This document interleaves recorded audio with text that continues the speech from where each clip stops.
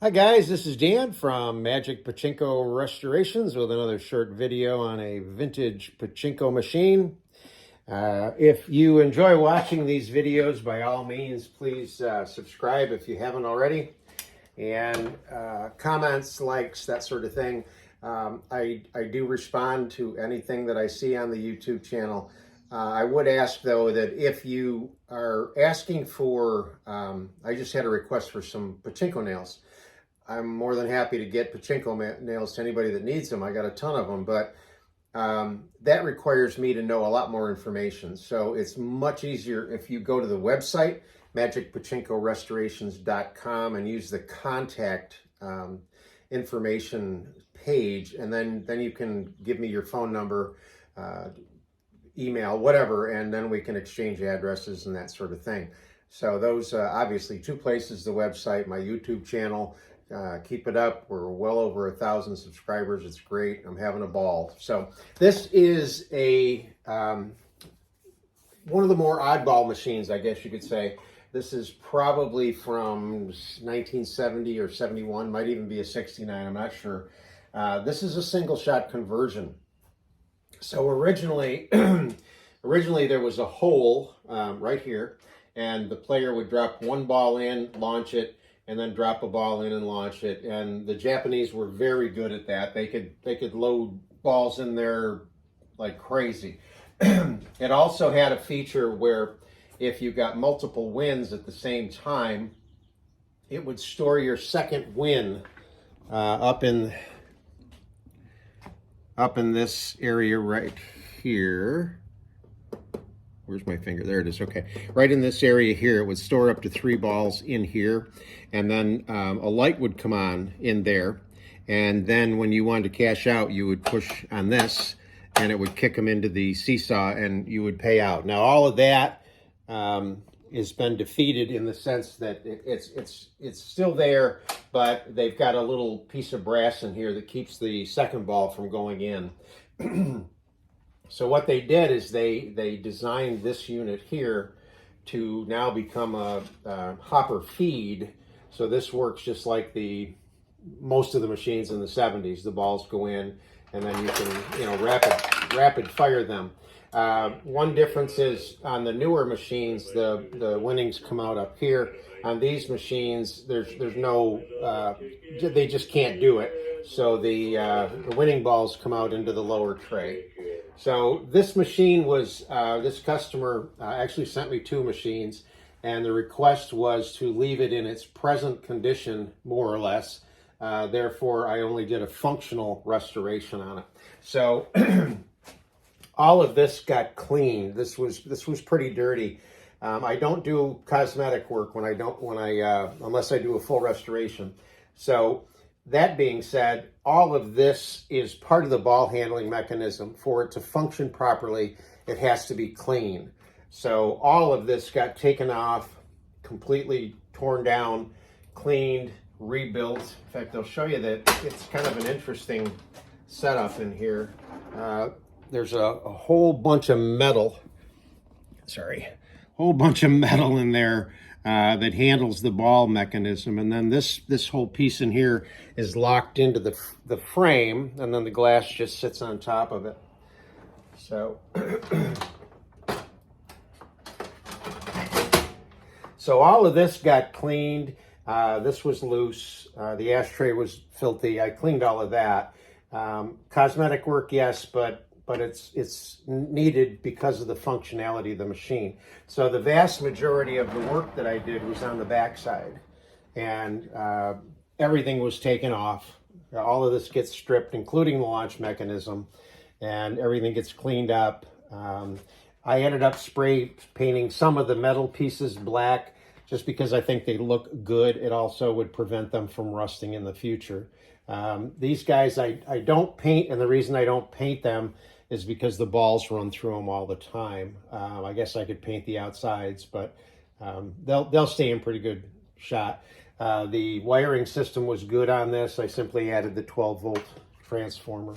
So this is one of the older ones. It has this mechanism on it, which I really don't like at all. But when these two are closed, it will keep the balls in the jackpot chamber, which is located under this little white cover. So that's the jackpot chamber right there. When these are open, and that's why I don't like these, because they don't work all that well. Hang on, I can't do it one-handed. There. When these are open, it will allow the balls to run down and out of the machine. So this is being a recycler. You don't need a catch box or whatever you want to call it. Some people will make up something like this. My friend Rudy makes these little boxes up that'll fit right in here. This would only be used if you're going to empty the machine, because that's where the balls will go if you empty the machine. On a day-to-day basis while you're using it, no balls will come out of this machine. They all go into the recycle tray. So when you get ready to load this up, you want to make sure of a couple of things. I'll plug it in when I spin it around, but this is the ball out light. This is the jackpot light. You want to make sure that these two brass pieces are squeezed together and closed. Take a handful of balls.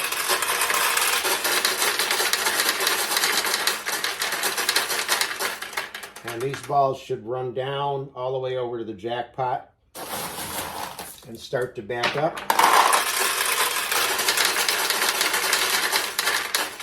So the balls will continue to fall from the upper hopper into the middle hopper.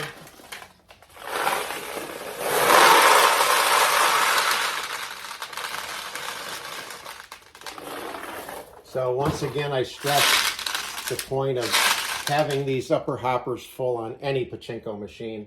When there's enough balls in the center tray, this will stop the balls.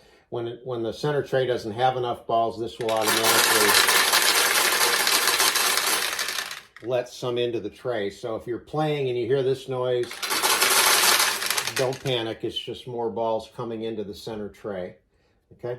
So the other thing that you want to do is make sure the seesaw, which is this red piece of plastic, is tipped back that way. There's a little wire right here, and it will go against the leaf switch to turn the jackpot light on when the power's on. Make sure this is tipped back. If it's not tipped back and you start to play, you're not going to get any wins. The balls will just jam up in here. So let me plug in the power. Okay. One note too, I do have it on a Lazy Susan. One of my viewers suggested that. It's an excellent idea for me to show the machine and be able to turn it around easily. I also had another customer ask where to get these. And her thought was that she'd also be able to spin it around. What I told her is that I don't recommend for home use you would put your pachinko on a Lazy Susan. It just makes them way too susceptible to tipping. For me to show it off, yeah, it's good, but not for home use. So now that we've got the machine loaded, you're going to put a bunch of balls in here and just start to shoot them.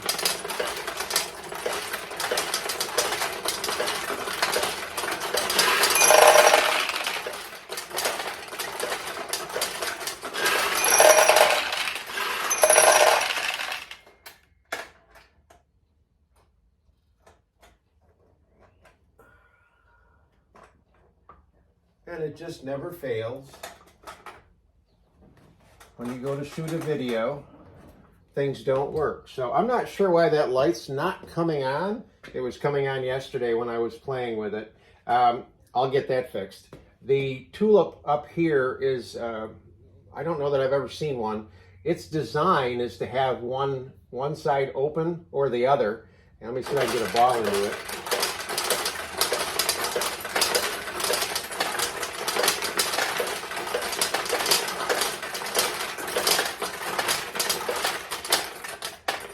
No, maybe not. But when another ball goes in here, one of two things will happen. Either both of the tulips will close, or the red one will close and the green one will drop over.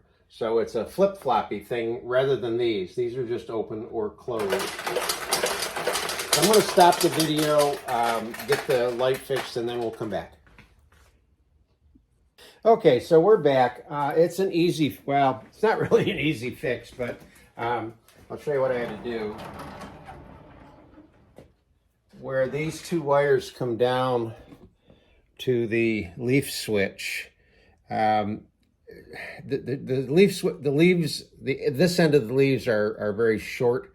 There's not much to solder to, and over 50 years, what little bit of solder is on there quite often just kind of lets loose. So this blue wire was not making a good connection. So as soon as I figured that out and then resoldered it, the light comes on as it should. So that's all taken care of. So now we'll launch a couple more balls.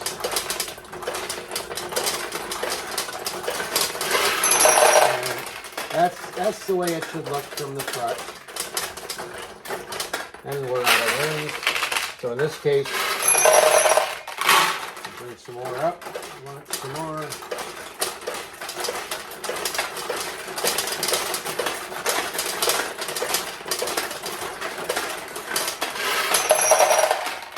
This is not an easy machine to win on because there's two tulips that are in the middle. They're hard to get at, and you only have pay pockets. So I tried to set it so you'd win a lot, but hope you like it. That's the single shot conversion.